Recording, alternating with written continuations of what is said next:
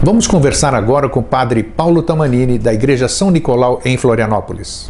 Padre Pavlos, qual a diferença básica entre a Igreja Católica e a Igreja Ortodoxa?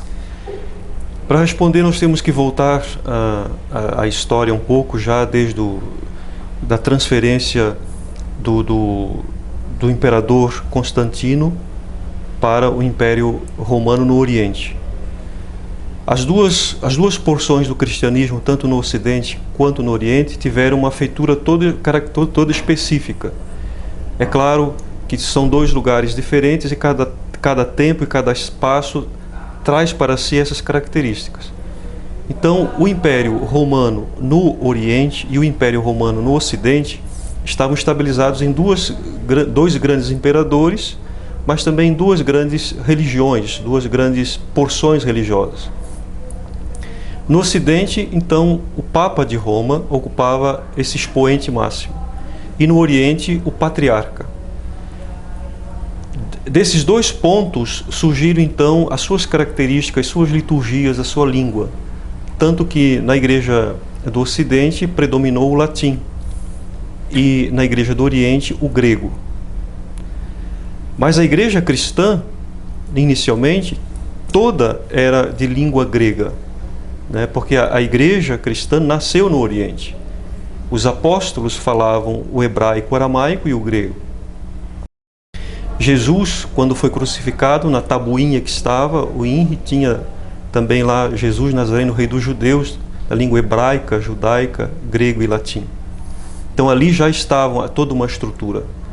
E com o decorrer do tempo, e principalmente após a cisão em 1054 das duas porções do cristianismo, a Igreja do Ocidente trouxe para si a catolicidade, ou o nome católico, porque também os ortodoxos são católicos. Em cada profissão de fé, em cada credo, quando celebramos a missa, rezamos: creio na Igreja una, santa, católica e apostólica. É isso que eu ia chamar, eu ia ver, porque essa era uma pergunta que eu ia fazer realmente, porque na missa está a Igreja Apostólica Católica, né? Creio na Igreja una, santa, católica e apostólica. Por quê? Toda a fé ela foi construída já nos primeiros séculos, até o sétimo concílio ecumênico. A Igreja Católica Romana e a Igreja Ortodoxa tinham uma mesma estrutura, raiz, mesma estrutura. Sim. Então, comungamos do mesmo credo. Tanto é que nós celebramos os mesmos santos nas duas igrejas. Santa Catarina de Alexandria, por exemplo, padroeira do Estado, 25 de novembro, tanto na Igreja Católica Romana quanto na Igreja Ortodoxa. Sim. E outros santos. Como os primeiros concílios definiram que a Igreja é uma só, ela é santa porque provém de Deus, e é católica, o termo católico é universal, é espalhada para todos os cantos. A Igreja Católica Apostólica Romana, quando da separação em 1054, então trouxe para si a catolicidade e acrescentou a Igreja Católica Apostólica Romana por causa da sede que fica em Roma. Ficava em Roma, sim. A Igreja Católica Apostólica Ortodoxa, é o nome oficial, também traz para si a catolicidade. Mas ortodoxo por quê? Porque nós trazemos e vivenciamos tudo aquilo que está constituído nos cânones da Igreja e não mudamos. Nós mantemos, por ser ortodoxo, mantemos, parece que as bases mesmo, não modificaram nada, né? A ortodoxia Exatamente. Parece que ela é fiel às suas raízes. Seria isso? Seria isso. As raízes que estão escritas, expostas, aprovadas nos sétimos primeiros concílios. Até hoje, a Igreja Ortodoxa está baseada nisso. A Igreja Católica Apostólica Romana já fez 21 outros concílios. Puxa vida. O Concílio Vaticano II é o 21º e nós paramos na 7ª. Tanto é que, inclusive, a Santa Missa, a liturgia, ela é muito mais extensa do que a católica, né? Isso. A que se deve essa diferença? Toda a estrutura da missa, ela obedece também aos cânones, né? Mas o principal da missa é a divulgação da palavra, a liturgia da palavra, Sim. que é feito nós ortodoxos pela leitura da epístola e a leitura do evangelho. E depois a epiclésia ou a epíclise, que é a consagração do pão e do vinho, né? Não é mais pão depois da epiclésia, não é mais vinho, é corpo e sangue de Cristo. Sim. Tá? Na Igreja Católica Apostólica Romana, também essas duas estruturas obedecem à missa, mas depois foram acrescentados mais orações, que é a leitura de petições, não é? Da palavra, outras orações. Nós também iniciamos a nossa Divina Liturgia com petições, né? É verdade, tem muita petição, muito apelo a Deus. Muitos pedidos, e cada pedido é respondido por Kyrie eleison. Isso. Né? Na Igreja Católica, Senhor, escutai a nossa prece. Exato. Nós só dissemos Kyrie eleison. Kyrie eleison seria Senhor, tem piedade. Mas é um resumo de uma oração monástica. Senhor, tem piedade de mim, pecador. Então, cada oração, Kyrie eleison. Outro aspecto interessante que eu tenho percebido, eu tenho acompanhado na imprensa, é isso é muito bom para todos os fiéis do mundo, porque hoje o que a gente vê nas religiões é a disputa de Deus para si, né? Infelizmente é isso. O meu Deus é melhor que o seu, a minha religião é melhor que a sua. E eu tenho visto essa aproximação entre o patriarca de Constantinopla, o Bartolomeu, né? Como é que é o nome dele? Bartolomeu I. Bartolomeu I, com o Papa de Roma. Isso é um progresso, digamos assim, né? Isso mostra que não existe a cisão das igrejas ortodoxa e católica, e sim, elas caminham lado a lado. Seria isso ou não? Desde a separação de 1054, após essa separação, houve sempre esforços, tanto das duas partes, como de Roma quanto de Constantinopla, para voltar à comunhão plena. Existe uma comunhão, tanto o Papa João Paulo II, quanto o Papa Paulo VI e já João XXIII, reconheceram que entre as nossas igrejas existe uma proximidade muito grande. Primeira e fundamental, que tanto nós quanto a Igreja Católica traz consigo a apostolicidade.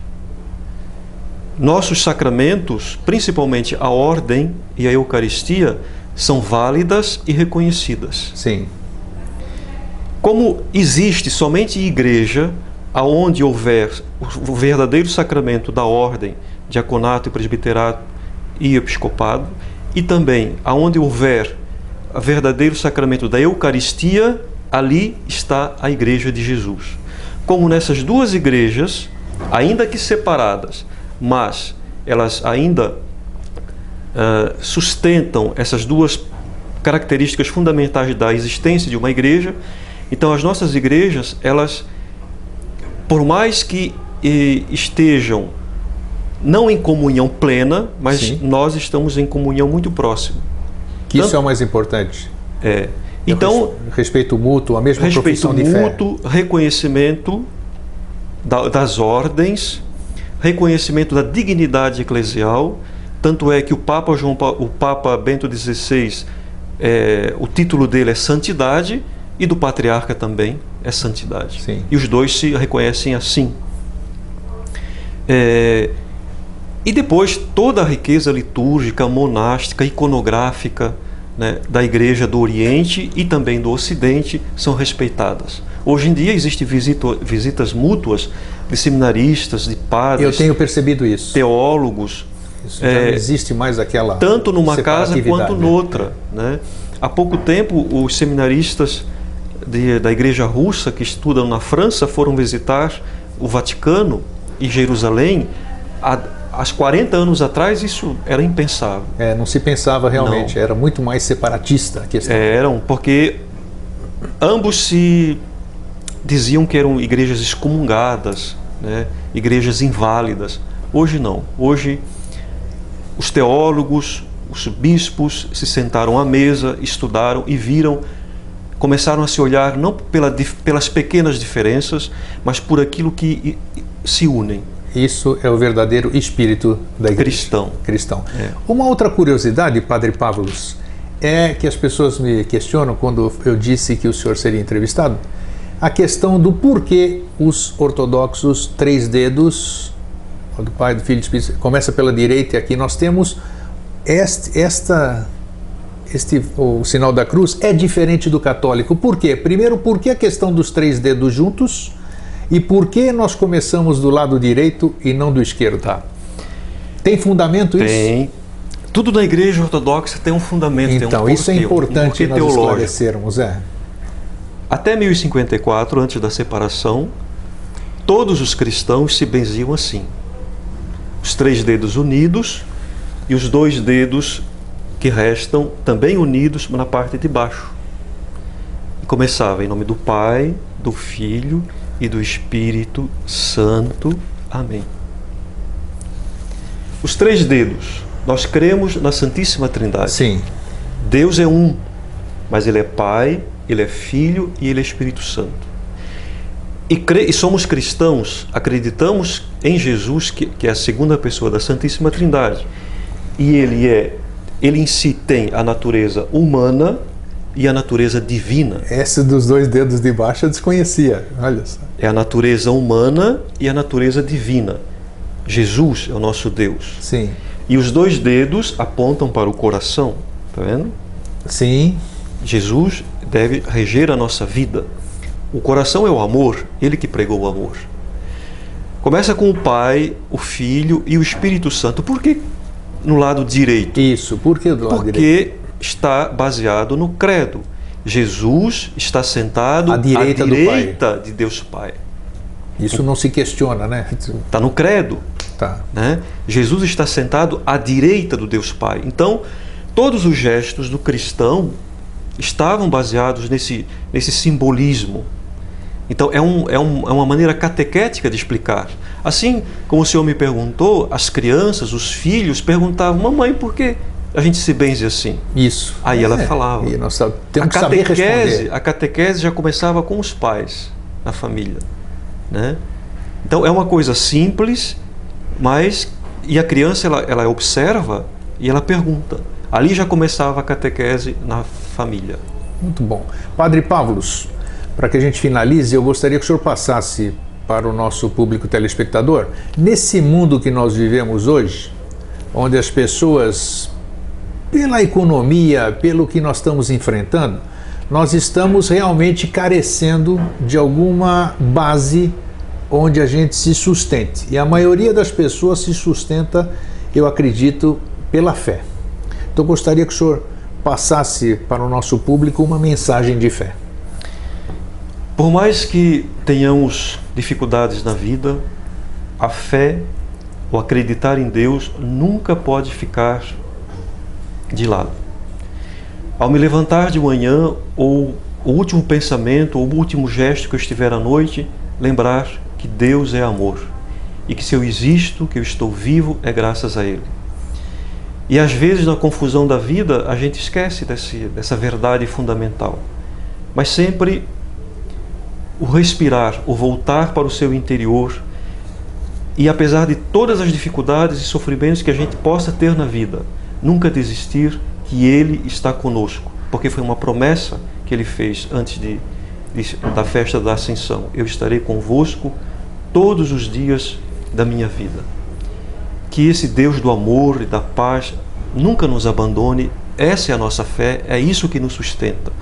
E a Igreja Ortodoxa, sempre fiel às tradições, quer aqui nesta cidade de Florianópolis, onde está há tanto tempo, aliás é a primeira igreja ortodoxa do Brasil. Do Brasil, sim. Aqui na Igreja São Nicolau. Aqui desta ilha de Santa Catarina, que também é uma santa ortodoxa, possa então iluminar todo o nosso estado, do nosso Brasil, e sempre apontar que Ele sempre é o amor. Deus é o amor. Obrigado, Padre Pavlos Tamanini e o Theos Mazissas. Amém.